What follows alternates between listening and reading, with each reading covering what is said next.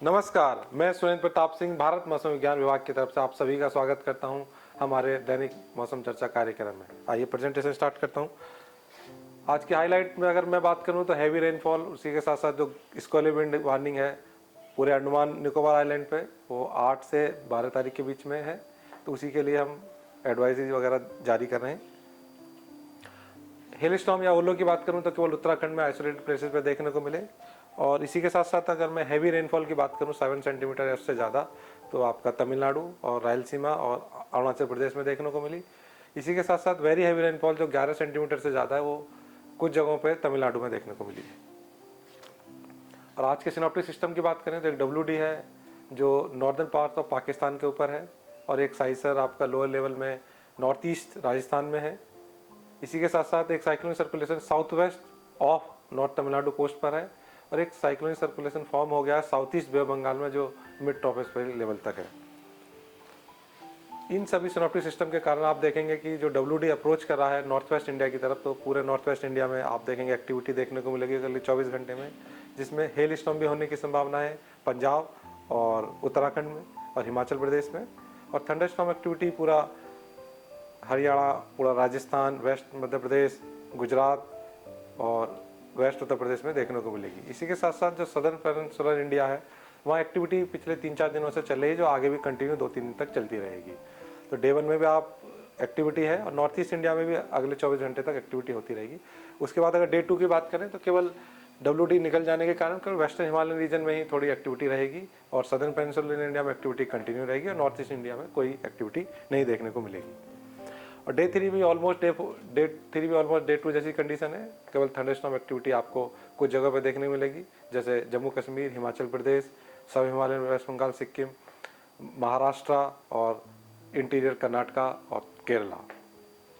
इसी के साथ साथ डे 4 में अगर आप देखेंगे तो डे 3 में heavy rainfall with thunderstorm gusty wind होने की संभावना है अंडमान निकोबार आइलैंड में। और डे 4 की बात करूँ मैं 9 तारीख की, तो ज़्यादा एक्टिविटी नहीं होगी, केवल कुछ मेनलैंड में महाराष्ट्र और कर्नाटका और केरला में थंडरस्टॉर्म एक्टिविटी होगी, लेकिन अंडमान निकोबार में एक्टिविटी बढ़ने की संभावना है, जहां heavy to very heavy rainfall, उसी के साथ साथ जो विंड स्कॉल होने की संभावना है, जहां विंड 60 to 70 kmph चलने की संभावना है। और डे 5 की बात करूं तो पूरे मेनलैंड में ज़्यादा एक्टिविटी नहीं है, कुछ केरला और साउथ इंटीरियर कर्नाटका या इंटीरियर कर्नाटका को छोड़ के, लेकिन जो एक्टिविटी है, जो मेजर पार्ट है एक्टिविटी का, वो आपको अंडमान निकोबार में देखने को मिलेगा, जहां heavy to very heavy rainfall with extremely heavy rainfall देखने को मिलेगी। साथ साथ विंड स्कॉल भी देखने को मिलेगा, जिसकी स्पीड 70 से 80 kmph के बीच में हो सकती है।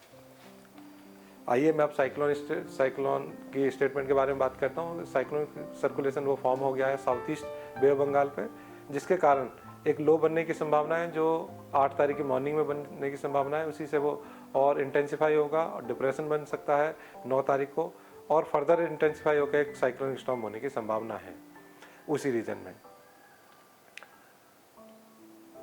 और अब मैं इसके पाथ की और इंटेंसिफिकेशन की बात करूँ तो जब एक बार लो बन जाएगा तो फिर हम उसको पाथ और इंटेंसिफिकेशन प्रोवाइड करेंगे।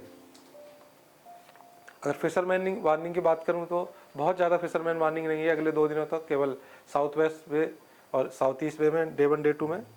डे 3 में भी ज़्यादा साउथ ईस्ट वे में है, क्योंकि वो सिस्टम जो अभी जिससे लो बनने की संभावना है उसके कारण होगी डे 3 में, यानी 8 तारीख को।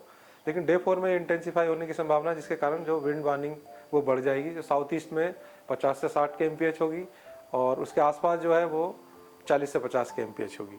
लेकिन डे 5 में और बढ़ जाएगी, तो आप देखेंगे ग्रीन कलर जो हमें दिखा रहा है, ये 60 to 70 kmph होने की संभावना है। इसके बाद ये जो उसके आउटर जो डार्क है उसमें 50 से 60, और जो आउटर बैंड है वहाँ 40 से 50 विंड होने की संभावना है।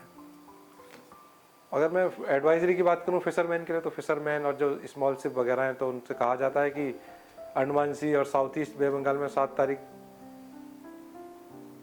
तारीख से, और south east adjoining central Bengal में 9 तारीख से बे बंगाल में न जाए।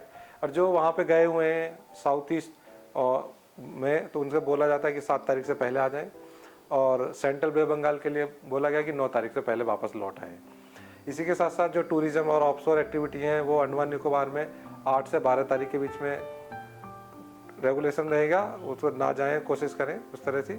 और शिपिंग एक्टिविटी भी वहाँ पे 8 से 12 के बीच में बंद रहने की संभावना है। और मुझे सुनने के लिए बहुत बहुत धन्यवाद।